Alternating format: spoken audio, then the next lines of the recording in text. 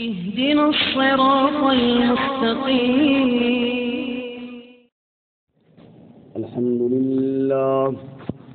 الحمد لله وكفى، والصلاة والسلام على خاتم الرسل وسيد الأنبياء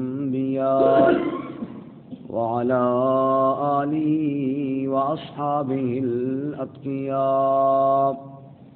أما بعد، فأعوذ بالله من الشيطان الرجيم. بسم الله الرحمن الرحيم.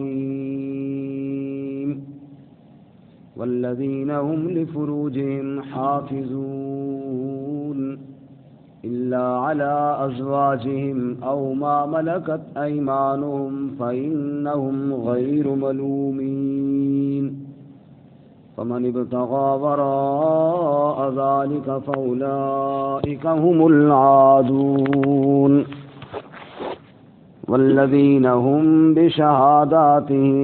والذين هم لأماناتهم وعهدهم راعون. والذين هم بشهاداتهم قائمون. والذين هم على صلاتهم يحافظون. أولئك في جنات مكرمون. والذین اور وہ لوگ ہم لفروجہم حافظون وہ اپنی شرمگاہوں کی حفاظت کرنے والے ہیں. الا علی ازواجہم او ما ملکت ایمانہم مگر اپنی بیویوں پر یا جن کے مالک ہوئے ان کے ہاتھ. فإنہم غیر ملومین پس بے شک وہ ملامت کیے ہوں میں سے نہیں ہیں. فمن ابتغى وراء ذلك پس جس کسی نے تلاش کیا اس کے علاوہ. فأولئك هم العادون پس یہی لوگ ہیں حد سے بڑھنے والے. والذین هم لأماناتهم وعہدهم راعون اور وہ لوگ اپنی امانتوں کے لیے اور وعدوں کے لیے رعایت کرنے والے ہیں. والذین هم بشہاداتهم قائمون اور وہ لوگ اپنی گواہیوں کے لیے قائم رہنے والے ہیں. والذین هم علی صلاتهم یحافظون اور وہ لوگ اپنی نمازوں پر حفاظت کرتے ہیں.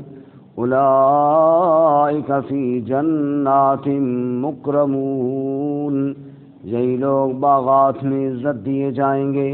سبحان ربک رب العزت عما یصفون وسلام علی المرسلین والحمد للہ رب العالمین.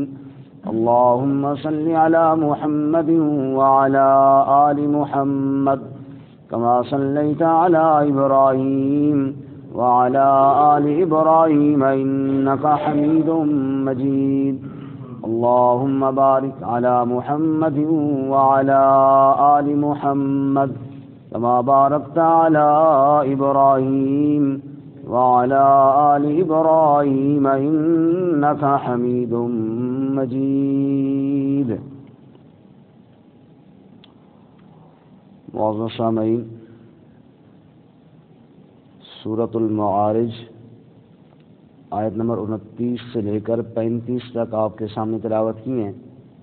اللہ رب العزت ان کے مطابق صحیح بیان کی توفیق عطا فرمائے اور ہمیں قرآن و سنت پر عمل کرنے کی توفیق عطا فرمائے. قبل آپ نے سنا کہ اللہ تعالیٰ نے انسان کی کمزوریوں اور کوتاہیوں کو بیان فرمایا اور ان کوتاہیوں اور کمزوریوں سے بچنے والوں کی اچھی صفات کو بیان فرمایا. ارشاد فرماتے ہیں کہ نمازی جو اپنی نماز پر ہمیشگی کرنے والے ہیں وہ ان کوتاہیوں سے محفوظ ہیں. اور دوسری صفت یہ بیان فرمائی تھی وہ اپنے مالوں میں مقررہ حصہ رکھتے ہیں شوالی اور محتاج کا. تیسری صفت بیان فرمائی تھی وہ یوم جزا کی تصدیق کرتے ہیں، اس پر یقین رکھتے ہیں۔ چوتھی صفت بیان فرمائی تھی کہ وہ اللہ کے عذاب سے ڈرنے والے ہیں۔ آج کے سبق میں پانچویں صفت ہے والذین ہم لفروجہم حافظون، کہ وہ اپنی شرمگاہوں کی حفاظت کرتے ہیں۔ آگے چھٹی صفت ہے امانتوں کی پاسداری کرتے ہیں۔ ساتویں صفت ہے وعدوں کو پورا کرتے ہیں۔ آٹھویں صفت ہے کہ گواہی پر قائم رہتے ہیں اور غلط جھوٹی گواہی سے اجتناب کرتے ہیں۔ اور اس کے بعد اللہ تعالیٰ نے سب سے اہم صفت نماز کو دوبارہ ذکر کرنے کے بعد آخر میں ان کے خوبصورت انجام کا بیان فرما دیا۔ فرماتے ہیں والذین هم لفروجہم حافظون، وہ لوگ اپنی شرمگاہوں کی حفاظت کرنے والے ہیں، بدکاری سے، زناکاری سے اپنے آپ کو محفوظ رکھنے والے ہیں۔ اللہ سب کی ناموس کو محفوظ فرمائے۔ ارشاد باری تعالی ولا تقربوا الزنا انہ کان فاحشہ، بدکاری کے قریب بھی نہ جاؤ، یہ ایک بے حیائی ہے، وساء سبیلا، اور بہت برا راستہ ہے۔ اللہ کی نگاہوں میں سب سے بڑا اور سب سے برا گناہ شرک ہے، کیونکہ اللہ کی ذات و صفات میں کسی کو شریک کیا جائے اللہ اس کو کبھی معاف نہیں کرتے۔ لیکن سورۃ النور میں اللہ تعالیٰ نے زانی اور مشرک کو جوڑ دیا۔ فرماتے ہیں الزانی لا ينکح الا زانیۃ او مشرکہ والزانیۃ لا ينکحها الا زان او مشرک۔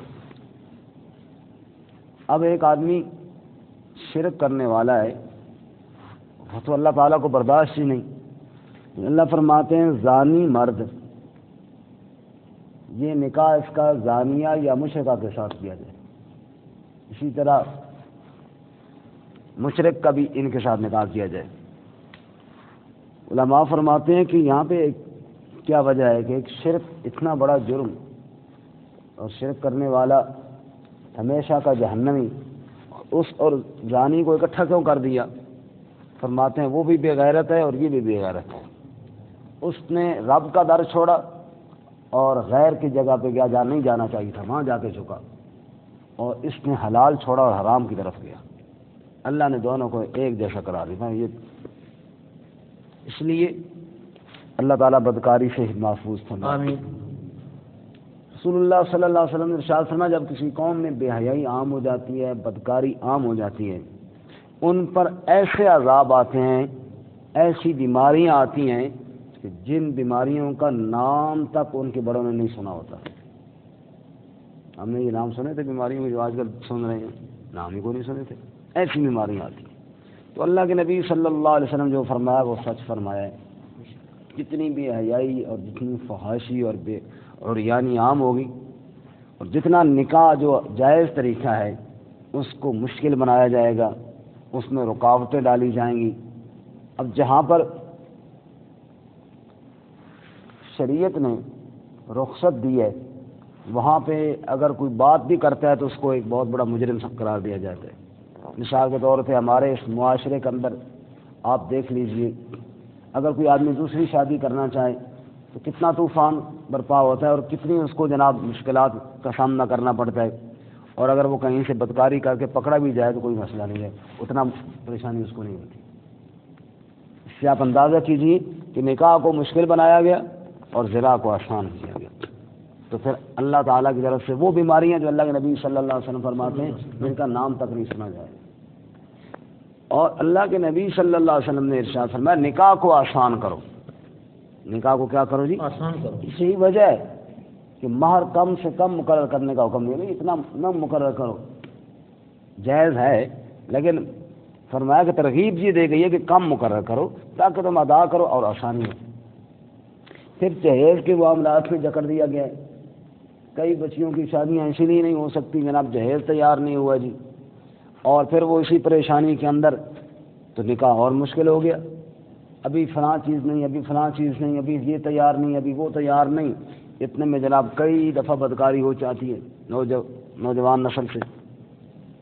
اللہ تعالیٰ نے فرمایا وَأَنكِحُوا الْأَيَامَ مِنكُمْ، فرمایا کہ نکاح کرو، اور یہ اللہ تعالیٰ کا حکم ہے۔ اسی طرح مطلقہ سے نکاح کو نہیں کرتا، بیوہ سے نکاح کو نہیں کرتا، کیوں کہ اجازت نہیں ہے، ایک ہی تو کرنی ہے، اب وہ بیوہ کیوں کریں، وہ جناب مطلقہ کیوں کریں؟ اور وہ اگر خود کہتی ہے میں نے نکاح کرنا ہے تو وہ دیکھو جی اس کو، اس کے بارے میں آگے باتیں کی جاتی ہیں۔ تو یہ سارا ایک جو معاشرے کا ماحول ہے یہ نکاح کے خلاف ہے۔ جب نکاح کے خلاف ہوگا تو پھر لا محالہ بدکاری کے راستے کھلیں گے، لا محالہ بدکاری کے راستے کھلیں گے۔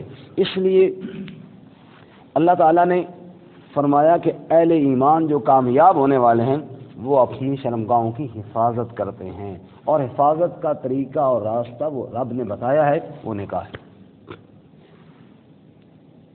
فرمایا والذین هم لفروجہم حافظون، اور وہ لوگ اپنی شرمگاہوں کی حفاظت کرنے والے ہیں، الا علی ازواجہم او ما ملکت ایمانہم، جہاں اللہ نے رخصت دی ہے وہاں پہ نکاح کے اندر، اور میں اپنی بیویوں پر اور اپنی باندیوں پر، فإنہم غیر ملومین، بس وہ اس بات پر کوئی ملامت نہیں کیے جائیں گے۔ اگر کوئی آدمی نکاح کرتا ہے، دوسرا کرتا ہے، تیسرا کرتا ہے، چوتھا کرتا ہے، اللہ کہتے ہیں میری طرف سے اس پہ کوئی ملامت نہیں، لیکن قوم کتنی ملامت کرتی ہے، اس پہ ملامت کرتی ہے۔ فمن ابتغى وراء ذلك، پس جس کسی نے اس کے علاوہ کوئی اور راستہ تلاش کیا، جو جائز طریقہ اللہ نے بتایا ہے، اس جائز طریقے کو چھوڑ کر کہیں ناجائز طریقے کی طرف گیا، جانا تو دور کی بات ہے، شریعت نے تو ناجائز طریقے کی طرف دیکھنا بھی حرام کیا ہے۔ غیر محرم کو دیکھنا کیا ہے؟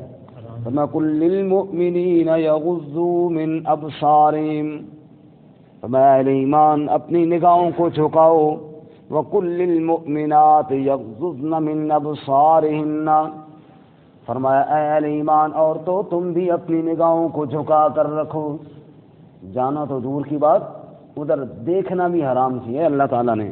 اللہ تعالیٰ ہماری حفاظت فرمائے۔ آمین۔ فمن ابتغى وراء ذلك، جو اس کے علاوہ کوئی اور راہ تلاش کرے، فاولئک هم العادون، یہ حد سے بڑھنے والے ہیں، انہی کے لیے سزائیں مقرر ہوئی۔ اگر غیر شادی شدہ کرے تو کیا سزا ہے؟ اس کو 100 کوڑے ماریں گے، فجلدوا کل واحد منہما 100 جلدہ، 100 کوڑے مارو۔ اچھا 100 کوڑے کیسے مارنے ہیں؟ فرمایا صحیح ٹائٹ کر کے مارنے ہیں، ولا تأخذکم بہما رأفۃ فی دین اللہ، نرمی نہیں کرنی تاکہ اللہ تعالیٰ کے حکم کو پورا کیا جائے۔ کیوں؟ شریعت نے اجازت دی ہے، لیکن مسئلہ یہ ہے کہ ہم نے اس اجازت سے فائدہ نہیں اٹھایا۔ جب اس اجازت پہ ہم نے پابندیاں لگائیں اور اس کو بنا دیا مشکل اور مصیبت، تو پھر آگے جناب یہی ہوگا نا۔ اور اگر شادی شدہ کرے تو اس کو رجم کیا جائے، رجم جانتے ہیں نا، اس کو مار مار کے قتل کیا جائے۔ آگے اللہ فرماتے ہیں والذین هم لأماناتهم وعہدهم راعون، اور وہ لوگ اپنی امانتوں کے لیے اور اپنے وعدوں کے لیے رعایت کرنے والے ہیں۔ امانتوں کی 2 قسمیں ہیں، ایک وہ امانتیں جو اللہ کی ہیں، کہ ہمارا سارا وجود کس کی امانت ہے؟ اللہ کی امانت۔ اب آنکھ یہ اللہ کی امانت ہے، اللہ کی دی ہوئی ہے، اس کو وہیں استعمال کرنا ہے جہاں اللہ کا حکم ہے، سارا وجود اسی طرح۔ تو میرا جسم میری مرضی نہ رہی، میرا جسم اللہ کی مرضی، کیونکہ یہ اللہ کا دیا ہوا ہے، اور اس کو میں نے اسی طرح سے استعمال کرنا ہے جو حکم اللہ تعالیٰ نے دیا ہے مجھے، یہ اللہ کی امانت ہے۔ دوسرا لوگوں کی امانتیں، کسی نے کسی کے پاس امانت رکھی ہے، وہ اس کی امانت ہے۔ بعض قومی چیزیں ہوتی ہیں وہ پوری قوم کی امانت ہوتی ہیں۔ مثال کے طور پہ آپ کسی دفتر میں کام کرتے ہیں تو وہ کسی ایک فرد کی چیز نہیں ہے، وہ پوری قوم کی چیز ہے۔ وہاں سے اگر آپ ایک قلم بھی مفت میں اٹھاتے ہیں جو آپ کا حق نہیں بنتا، تو وہ آپ نے گویا کہ پوری قوم کی چوری کی ہے۔ کیا کی ہے؟ پوری قوم کی چوری کی ہے۔ اسی طرح یہ مثلا یہ مسجد ہے، اب یہاں سے ایک پنکھا میں اتار کر چھپا کر لے جاتا ہوں، دوسرا پنکھا قاری صاحب کے گھر سے اٹھاتا ہوں، وہ میں نے چوری ایک بندے کی ہے، اور یہ میں نے اجتماعی طور پر پوری قوم کی چوری کی ہے۔ بات سمجھ میں آ رہی؟ تو اجتماعی چیزوں میں یہ ساری امانتیں ہیں، ان کے اندر جتنی کوئی خیانت کرے گا وہ اتنا ہی مجرم ہے اور پکڑا جائے گا۔ ان اللہ یأمرکم ان تؤدوا الامانات الی اہلھا، اللہ حکم یہ دیتا ہے امانتوں کو ان کے اہل کی طرف لوٹایا جائے۔ یہ جو عہدے ہیں یہ بھی ایک امانت ہے، یہ بھی کیا ہے؟ امانت ہے۔ مثال کے طور پہ آپ نماز پڑھانے کے لیے اس بندے کو کھڑا کر دیتے ہیں جس کو قرآن پڑھنا ہی نہیں آتا، تو یہ بھی امانت میں کیا ہو گئی؟ خیانت ہو گئی۔ آپ نے حکمران اس بندے کو بنا دیا جو اس کا اہل نہیں ہے، یا کسی سیٹ پر بھی کسی عہدے پر بھی آپ نے اس بندے کو لگا دیا کہ جو اس کا اہل نہیں ہے، تو یہ بھی امانت کے اندر کیا ہو گئی جی؟ خیانت ہو گئی۔ اور فارسی کا ایک لطیفہ والا شعر ہے، گرگ امیراں سگ وزیراں موشرا در دیواں کنن، گرگ امیراں سگ وزیراں موشرا در دیواں کنن، ای چنی ارکان سلطنت ملک را ویراں کنن۔ گرگ کہتے ہیں چیتے کو، سگ کہتے ہیں کتے کو۔ گرگ بن گیا امیر، سمجھ آئی؟ سگ بن گیا وزیر، موشرا در دیواں کنن، چوہا بن گیا دفتری، موش کہتے ہیں چوہے کو۔ ای چنی ارکان سلطنت، اگر اس طرح کے جناب ملک کو چلانے والے ہوئے، ملک را ویراں کنن، ملک ویران ہی ہوگا، پھر کیا ہوگا؟ ملک ویراں ہوگا۔ امانتوں کی رعایت کرنی ہے۔ اذا وسد الامر الى غیر ذی آل فانتظروا الساعہ، فرمایا جب معاملہ کسی غیر اہل کے حوالے کر دیا جائے پھر قیامت کا انتظار کرو۔ پھر کس کا انتظار کرو؟ قیامت کا انتظار۔ وہ ایک آدمی گیا، ڈیوٹی کرتا تھا، کہیں جاب وغیرہ کرتا تھا، جنگل کی طرف کہیں نکل گیا تو وہاں دیکھا ایک اللہ کا کوئی بزرگ بیٹھا ہوا ہے، دعائیں کر رہا ہے نیک بات۔ اس نے کہا یار بابا جی آپ کی خدمت کون کرتا ہے، کھانا پینا؟ انہوں نے کہا بیٹا کوئی بھی نہیں، اللہ اللہ کرتا ہوں، یہ پھل شل کوئی درختوں میں ہوتا ہے وہ کھا لیتا ہوں بس۔ اس نے سوچا کہ میں بھی فارغ ہی ہوں، کوئی راجہ صاحب کی طرح ہوگا نا، بیوی میری بھی کوئی نہیں ہے، میں فارغ ہوں، تو شام کو بجائے اس کے کہ گھر میں ویلا رہوں میں ادھر آ جایا کروں، بابا جی کی خدمت کروں، ثواب ملے گا مجھے۔ تو کہنے کہ بابا جی اگر میں روزانہ ادھر آ جاؤں تو کیا خیال ہے، مجھے اجازت ہے؟ انہوں نے کہا اجازت ہے۔ وہ جناب ڈیوٹی پہ جاتا، شام کو ادھر آ جاتا، بابا جی کی خدمت کرتا۔ رات کے وقت بابا جی دعا مانگتے، شہری وقت اٹھتے مختلف اور دعا بھی مانگتے، ان میں ایک دعا یہ بھی کرتے، یا اللہ مجھے حکومت عطا فرما، میں تیرے بندوں پہ بڑا انصاف کروں گا، بڑا عدل کروں گا، خدمت کروں گا۔ اور وہ ساتھ جو چیلا تھا آمین کہتا۔ یوں کرتے کرتے 20 سال گزرے، جتنا عرصہ گزرا 15 سال گزرے۔ ایک دن اس نے سوچا یار یہ بابا جی کی دعا یہ تو میرے خیال میں قبول ہونے والی نہیں۔ ایک دن کہنے لگا بابا جی جب دعا کرنے لگے نا شہری کو، کہنے لگا بابا جی آج میں دعا کرتا ہوں آپ آمین کہو۔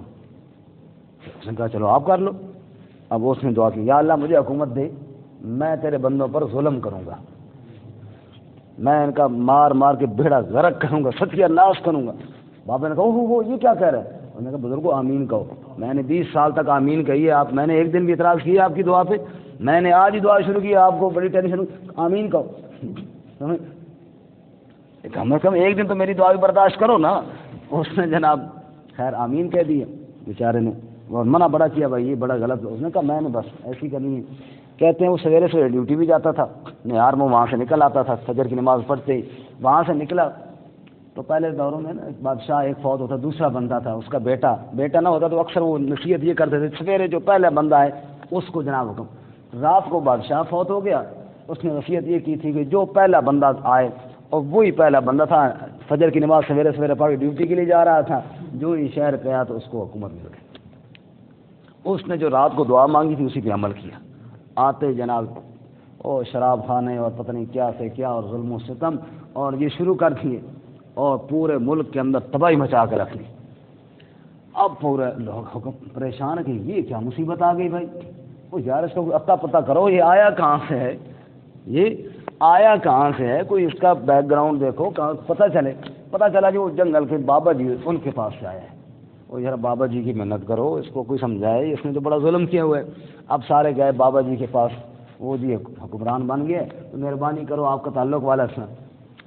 بابا جی آئے سمجھانے کے لیے، ملاقات کا ٹائم طے ہوا، تو جو ہی بابا جی سامنے گئے نا، اس نے کہا پکڑ لو بابے کو، لمبا کر دو۔ سمجھ آئی؟ بیت شید مارو، چھتر مارو بابے کو بھی بیچارے کو مارے۔ جب مار چکے نا تو پھر بابے کے پاس گیا، ہنستے ہوئے گیا، کہنے کہ بزرگوں ناراض نہ ہو رہے ہو، ناراض ہے؟ آپ نے 20 سال دعا مانگی عدل و انصاف کی، اور میں نے 1 دن مانگی ظلم و ستم کی، میری قبول ہوئی نا، تمہاری نہیں قبول ہوئی۔ یہ قوم عدل و انصاف کے قابل نہیں ہے۔ یہ قوم اسی لائق ہے جو ان کے ساتھ کیا جا رہا ہے۔ دیکھو نا، اگر یہ پوری قوم خود ظلم و ستم نہیں چھوڑے گی، پوری قوم خود بےایمانیاں نہیں چھوڑے گی، اور یہ چاہے گی کہ ہمارے اوپر حکمران عمر جیسے آ جائیں، یہ نہیں ہوگا، یہ نہیں ہوگا۔ بابا جی یہ چاہتے ہیں کہ ہم تو کرتے رہیں ظلم، ہم تو جہاں تک ہمارا بس چلے ہم کریں فراڈ، جو مرضی ہم لوٹ مار کر سکتے ہیں وہ ہم کریں، لیکن اوپر حکمران آئے وہ ایسا بادشاہ دیندار ہو نا، ایسا متقی اور پرہیزگار ہو کہ بادشاہ اس کو دیکھیں تو عمر بن عبدالعزیز یاد آ جائے ہمیں۔ ایسا نہیں ہوگا بابا جی، وہ آپ کی دعائیں جو ہے نا وہ رہنے دو، لوگوں پہ اصلاح کرو کہ محنت کرو یہ ٹھیک ہو جائیں، جب یہ ٹھیک ہو جائیں گے پھر اللہ تعالیٰ رحمت بھی فرمائیں گے۔ تو فرمایا کہ فَإِذَا جَاءَ وَعْدُ أُولَاهُمَا بَعَثْنَا عَلَيْهِمْ عِبَادًا لَنَا أُولِي بَأْسٍ شَدِيدٍ فَجَاسُوا خِلَالَ الدِّيَارِ۔ اللہ فرماتے ہیں 15ویں سپارے کے اندر، جب لوگوں نے ہمارے احکامات کو توڑا، ہم نے ایسے بندے ان پر مسلط کر دیے جو گھروں میں گھس کر ان کو مارتے تھے۔ یہ ہمارے اوپر مسلط شدہ لوگ ہیں جو ہمیں جناب ظلم و ستم کر رہے ہیں، اور یہ اللہ کی ناراضگی کی دلیل ہے۔ یہ سب اللہ کی کیا ہے؟ ناراضگی۔ ہاں، تو فرمایا یہ امانتوں میں خیانتیں ہوتی ہیں، پھر یہی ہوتا ہے جب پوری قوم خیانت کرنے والی بن جائے۔ آپ جائیں گے سبزی والے کے پاس، فروٹ والے کے پاس، آپ کے پاس نوٹ ہیں، ان میں سے ایک جیلی ہے، ان میں سے ایک پھٹا ہوا خراب ہے، آپ وہ بیچ میں رکھیں گے، سمجھ آئی؟ یہ چل جائے گا اس میں، اور وہ جناب سبزی والا، فروٹ والا، وہ ترکے ہوئے سیب بیچ میں رکھے گا کہ یہ بھی چل جائے گا اس طرح۔ وہ بعد میں نوٹ دیکھے گا تو لام تان کرے گا، آپ گھر میں آ کے سیب دیکھیں گے تو لام تان کریں گے، دھوکہ اس نے بھی دیا ہے، دھوکہ آپ نے بھی دیا ہے۔ فرمایا ایسی قوم پہ پھر وہ کیا چاہتے ہیں؟ عمر بن عبدالعزیز جیسا حکمران آئے گا۔ فرمایا والذین ہم لاماناتہم، امانتوں کی جب مخالفت کی جاتی ہے اور اس میں گڑبڑ کی جاتی ہے، اللہ تعالیٰ کی ناراضگی آ جاتی ہے۔ وعہدہم راعون، وعدے کی رعایت کرنے والے اللہ کے نیک بندے ہوتے ہیں۔ وعدہ خلافی کرنا جرم ہے۔ اوفو بالعہد ان العہد کان مسئولا، وعدہ پورا کرو۔ وعدے کے بارے میں پوچھا جائے گا۔ میرے نبی نے مسلمان سے نہیں غیر مسلم سے وعدہ کیا تھا، انہوں نے کہا جی آپ ٹھہرے تو میں آیا، وہ جا کر بھول گیا، میرا نبی 3 دن تک انتظار کرتا رہا۔ ہم اس نبی کا کلمہ پڑھنے والے ہیں، اور وعدے صبح اور شام کو اور جناب گیا، اور جناب ہر جگہ دھوکہ اور فراڈ۔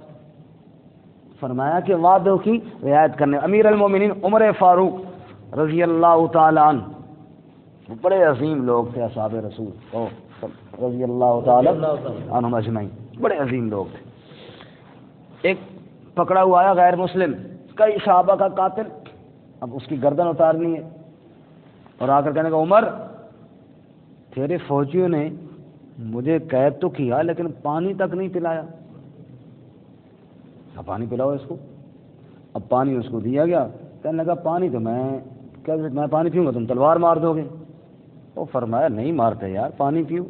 کیا نہیں، مجھے نہیں اعتبار۔ عمر رضی اللہ تعالیٰ عنہ نے کہا پیو یار، نہیں مارتے۔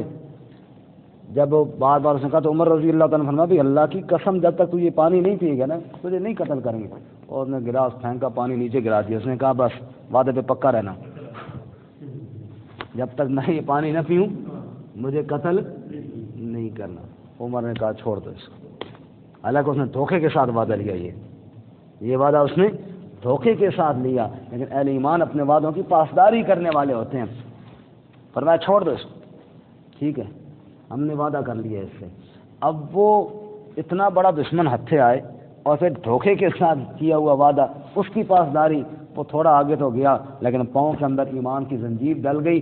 واپس پلٹ کے عمر کے پاس آیا، عمر مجھے مسلمان کرو اور مجھے معاف کر۔ اللہ، ہم مسلمان خود ہی جب نہ عمل کریں، ہم مسلمان خود ہی جب رکاوٹ بنیں اور جب اللہ تعالیٰ کے احکامات کو توڑیں تو غیر مسلم کیسے عبرت حاصل کریں گے؟ تو فرمایا اہل ایمان امانتوں اور وعدوں کی رعایت کرنے والے ہیں، والذین ہم بشہاداتہم قائمون، وہ گواہیوں پہ قائم رہنے والے ہیں، گواہیوں پہ قائم رہے۔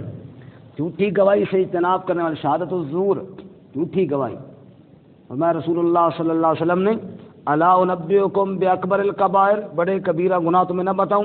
جی ضرور بتاؤ جی یا رسول اللہ۔ فرمایا شرک کرنا، ماں باپ کی نافرمانی کرنا۔ کان متکئا فجلسا، ٹیک لگا کر آپ بیٹھے تھے، اٹھ کر بیٹھ گئے اور فرمان لگے الا وشہادۃ الزور، خوب سن لو جھوٹی گواہی بہت بڑا جرم ہے، اور اس کو پھر آپ بار بار دہراتے رہے یہاں تک کہ صحابہ نے کہا پتہ نہیں آج آپ چپ ہی نہیں کریں گے۔ یہ سبق سکھایا امت کو کہ جھوٹی گواہی کیا ہے، اس سے اجتناب کرنا ہے۔ اور جھوٹی گواہی کے آگے کئی صورتیں، لوگ رشوت لے کر جناب جھوٹی گواہیاں دے دیتے ہیں۔ اسی طرح جناب ایک مفتی صاحب ہے، اگر اس نے اپنی بات بھی کرے نا، اگر وہ کسی کے کہنے پر فتویٰ غلط دے دیتا ہے تو یہ بھی جھوٹی گواہی، بلکہ یہ اس سے زیادہ خطرناک ہے، شریعت کا حکم بدل دینا۔ وہ بھیاں شریف کے ایک قاضی صاحب گزرے ہیں، بھیاں ایک جگہ کا نام ہے، اس وقت 20 روپے لے کر وہ فتویٰ دیتے تھے۔ کس نے؟ لوگوں میں ایک بات مشہور ہوئی بھی قاضی یہ بھیاں دا، وہ ہمارے قاضی صاحب کی بات نہیں ہو رہی وہ بھیاں والے قاضی صاحب، اس نے کہا قاضی یہ بھیاں دا، نہ پتراں دا نہ دھیاں دا، قاضی روپیاں ویاں دا، قاضی یہ بھیاں دا، نہ پتراں دا نہ دھیاں دا، قاضی روپیاں ویاں دا، 20 روپے دیو جو مرضی فتویٰ لکھوا۔ نعوذ باللہ من ذالک۔ کیا قلم اس لیے تھا، یہ قلم اس لیے تھا۔ آج جج جب فیصلہ لکھنے لگتا ہے تو کیا اس کا قلم اس لیے ہے کہ جناب وہ جناب جدھر سے رشوت ملے وہیں کا فیصلہ کرو؟ وکیل نے کہا سر جی وہ فلاں کتاب جو ہے نا اس میں جو قانون لکھا ہوا ہے فلاں صفحے پہ یہ پڑھ لیجئے، اس کے تحت میرا مجرم بری کیا جائے۔ اس نے دیکھا اس میں جناب 50,000 روپے پڑا ہوا تھا اس جگہ پہ۔ اس نے کہا اس طرح کے 2 ثبوت اور پیش کیے جائیں۔ اس طرح کے 2 ثبوت اور پیش کیے جائیں تب بری ہوگا، صرف 50,000 نال بری نہیں ہوگا۔ والذین هم بشہاداتہم قائمون والذین هم علی صلاتہم یحافظون، وہ اپنی نمازوں کی حفاظت کرنے والے ہیں۔ اچھا اس پہ نماز کی اہمیت دیکھیں، اسی میں پیچھے دیکھیں نا آپ جہاں سے بات شروع ہوئی تھی، آیت نمبر 21-22 دیکھیں، الا المصلین الذین هم علی صلاتہم دائمون، ان کی صفات شروع ہوئیں تو سب سے پہلے تذکرہ نماز کا ہوا، نمازی نمازوں کی ہمیشگی کرنے والے، اور یہاں پہ دوبارہ پھر فرمایا نمازوں کی حفاظت کرنے والے، بیچ کے اندر باقی صفتیں بیان کی، درمیان میں پہلی صفت بھی نماز، آخر میں جا کر پھر نماز نماز نماز ہوا کہ نماز کا خوب اہتمام کرنا۔ نتیجہ کیا نکلے گا؟ اولئک فی جنات مکرمون، یہ صفتوں والے لوگ جنت میں مکرمون، بڑی عزت دیے جائیں گے، بڑی عزت دیے جائیں گے، اور عزت تو وہی ہے جو رب سے ہاں مل جائے۔ اللہ تعالیٰ عمل کی توفیق عطا فرمائے۔ ترجمہ دوبارہ سنیں۔ والذین هم لفروجهم حافظون، اور وہ لوگ اپنی شرمگاہوں کی حفاظت کرنے والے ہیں، الا علی ازواجہم، مگر اپنی بیویوں پر، او ما ملکت ایمانہم، یا اپنی باندیوں پر، فإنہم غیر ملومین، پس بے شک وہ ملامت نہ کیے جائیں گے۔ فمن ابتغى وراء ذلك، پس جس کسی نے تلاش کیا اس کے علاوہ، فأولئک هم العادون، بس یہی لوگ حد سے تجاوز کرنے والے ہیں۔ والذین هم لأماناتهم وعہدهم راعون، اور وہ لوگ اپنی امانتوں اور وعدوں کی رعایت کرنے والے ہیں۔ والذین هم بشہاداتہم قائمون، اور وہ لوگ اپنی گواہیوں کے لیے قائم رہنے والے ہیں۔ والذین هم علی صلاتہم یحافظون، اور وہ لوگ اپنی نمازوں پر حفاظت کرتے ہیں۔ اولئک فی جنات مکرمون، یہی لوگ باغات میں جنتوں میں عزت دیے جائیں گے۔